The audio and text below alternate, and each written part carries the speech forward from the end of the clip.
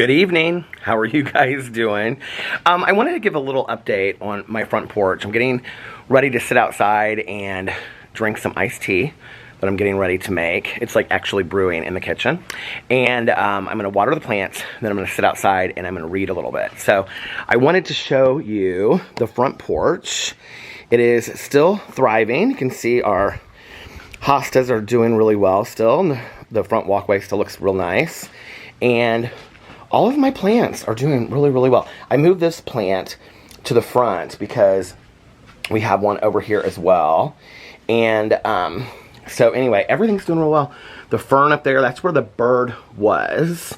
The bird had made the nest in there, Mrs. Gertie Birdie. But all the plants are doing really, really well. I get so many compliments, you guys, from my neighbors, which is so funny because this is like the first year that people are like, I love your front porch. It looks so nice. It's so homey looking. Now, I have to tell you, this is the fern that Mrs. Gertie Birdie, she had built a nest in. In fact, if you look in there, you can still kind of see parts of the nest, even though I took it out. But the fern grew back. It looks great. You can see like even like the little parts of the flowers down there are still growing. Now the only thing that has not done great is my Gerber daisies. They kind of like grow and then they die again. But I have to say, these kind of like, I don't know what they are, like tropical deals or whatever that I got from Walmart. These are absolutely my favorites. So, okay, I'm gonna water the plants here for a second. Let me turn on the water. Oh shoot, I always take the hose and put it out there first so it doesn't soak everything up. I forgot to do that. Okay.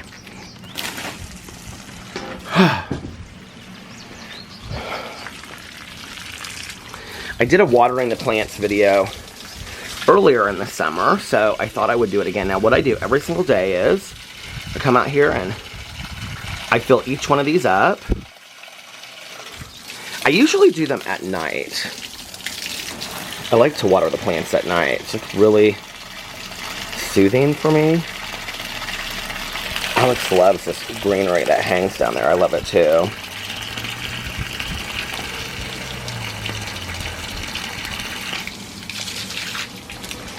Now I take down the fern and I water it by itself.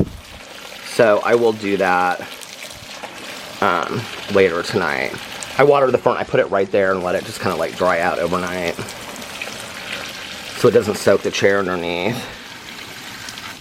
Now this one I squeeze the hose real low so it just kind of like drips a little bit in there.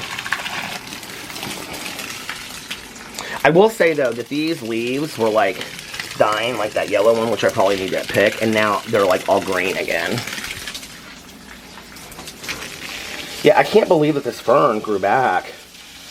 I mean, it was almost completely dead. So I wait, see, until it drips down there on the floor. And then, oh. Boo and Tucker are in there watching TV with their dad. They're watching The Real Housewives of Beverly Hills right now. So, that's what I do. And then I just go back and do them again. The second time doesn't need as much. I think it gives them a thorough watering. It is literally so peaceful and relaxing for me to water these plants. And I have to show you what my favorite part is in just a second.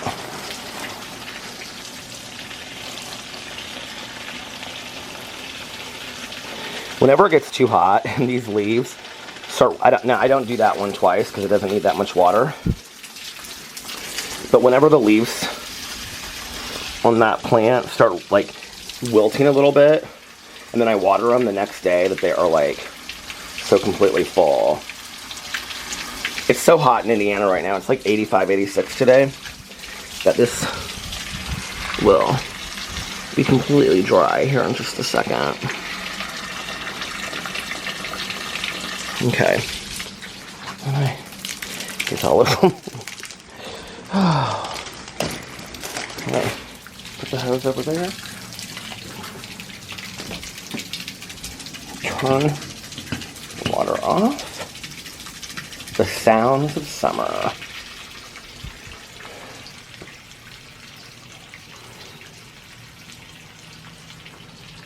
My dad loves this hose. It like shrinks itself. And then I just pull in the hose.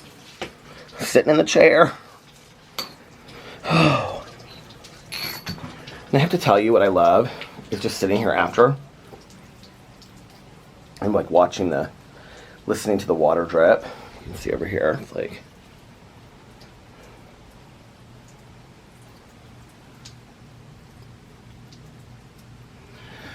it's so relaxing for me.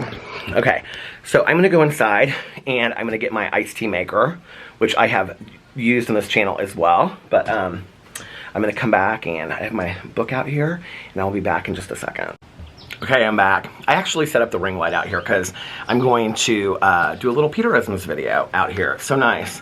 By the way, this t-shirt that I have on, this little tie-dye t-shirt, brand new. I got it from Target and it has yellow in it as well and pink, and I love it. I love tie-dye. And it was in the clearance rack for $4.99. They had all kinds of like tie-dyes that were on the clearance rack. I don't know what the brand is.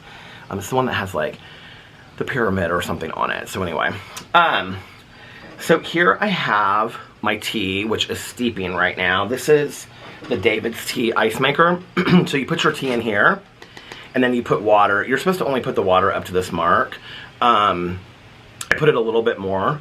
I'm gonna let that steep for just a second, and then I have the ice, and then what you do is you push it down here, and then it gives you iced tea.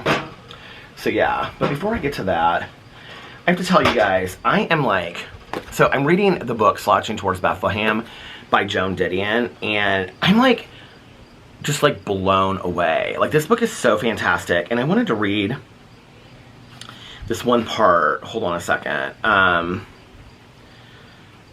Okay, I just wanted to read you guys this one part that's actually right when you get into the first chapter, which is Some Dreamers of the Golden Dream. This is probably one of my favorite parts of the book so far, okay?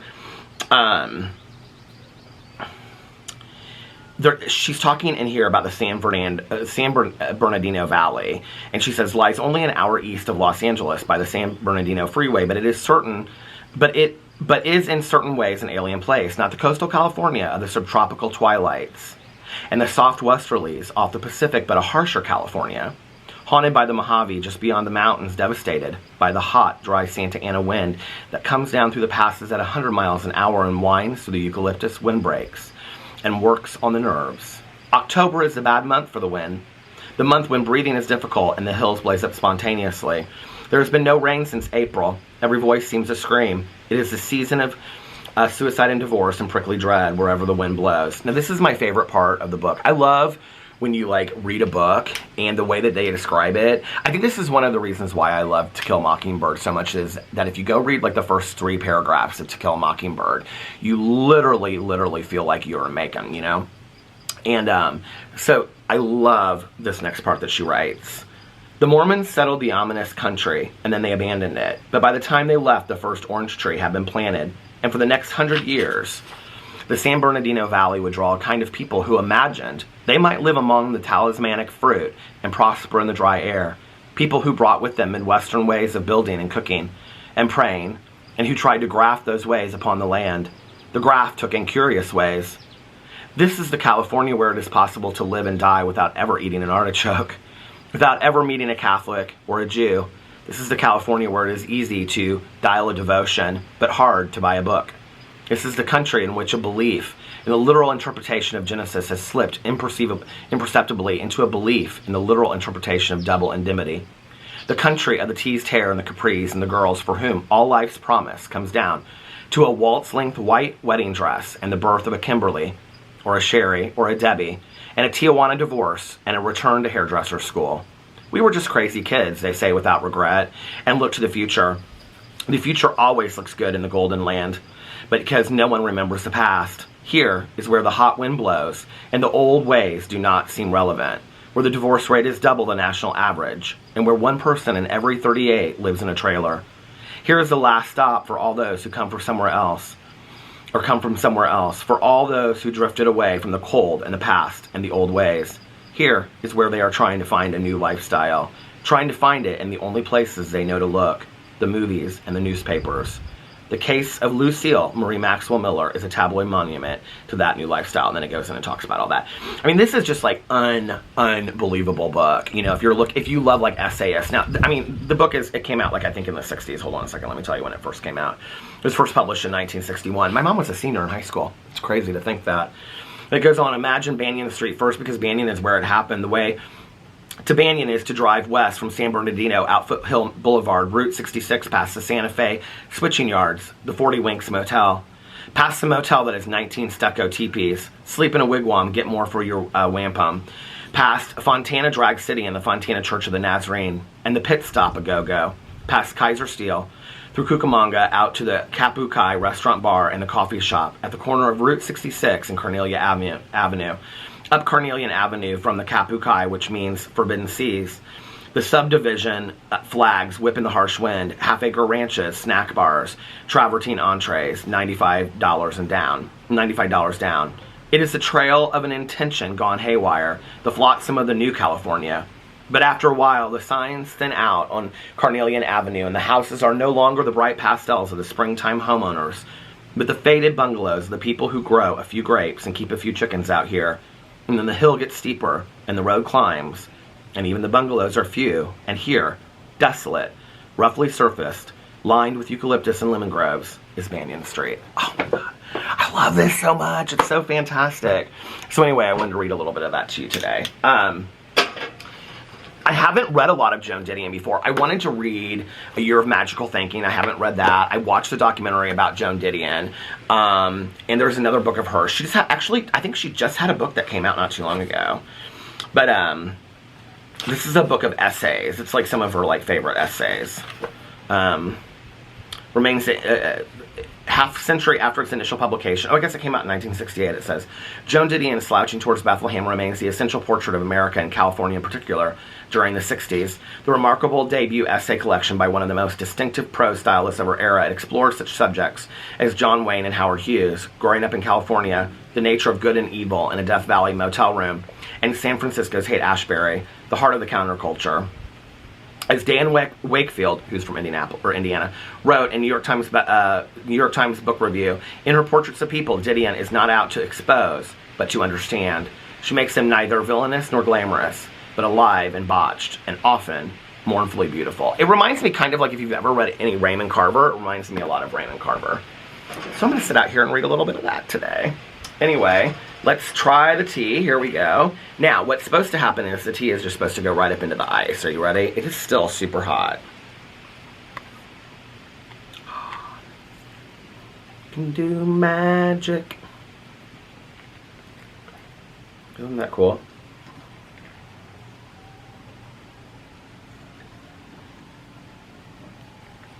I have to tell you, the kettle that I use for the water inside, that nobody in the United States has, but everybody in other countries has apparently, is fantastic. And there you have your iced tea to sit outside. It's really that easy.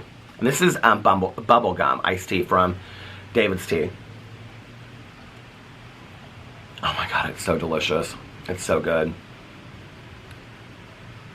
It smells like so earthy right here after watering the plants. And my neighbor across the street, she has her sprinklers on, which reminds me, it's like one of those old school sprinklers with a hose, you know, that goes around and around and around. It reminds me of when I was a kid and we would like run in the sprinklers in the summer. So anyway, I'm going to do my Peterisms video and read some meditations, and I'm going to sit out here and read a little bit and relax, and Alex and I are going to figure out dinner and just have a real relaxing Saturday night. So anyway, our movie night was fantastic last night. For those of you that asked, we watched the newest Conjuring movie. It was pretty good. We sat outside on the back patio. We struggled with getting really good sound at first in the projector, but it was fun. We had a really good time, and we only ate, like, of all those treats that I bought, we, like, only ate, like, 1/8 of them or something like that. So anyway, I had some of my bridge mix, and we didn't even make the popcorn.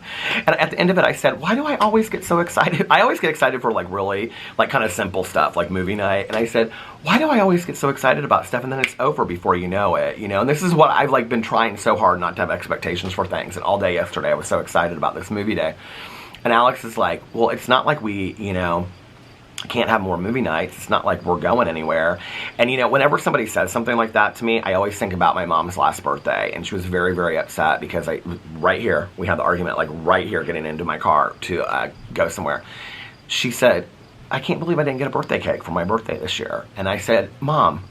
And I felt so bad in that moment. Like, you know, when people say they don't have regrets, I have some regrets. I have quite a few regrets, and this is one of them, not buying my mom a birthday cake that year. I always did. I always got her a birthday cake, you know? Or we would go somewhere and they would have birthday cake. But I said, Mom, I said, you're going to have so many more birthdays. It's just one birthday. And she was like, yeah, I guess you're right. And it was her last birthday, you know? So we don't know, and we're on borrowed time, you know, as it is.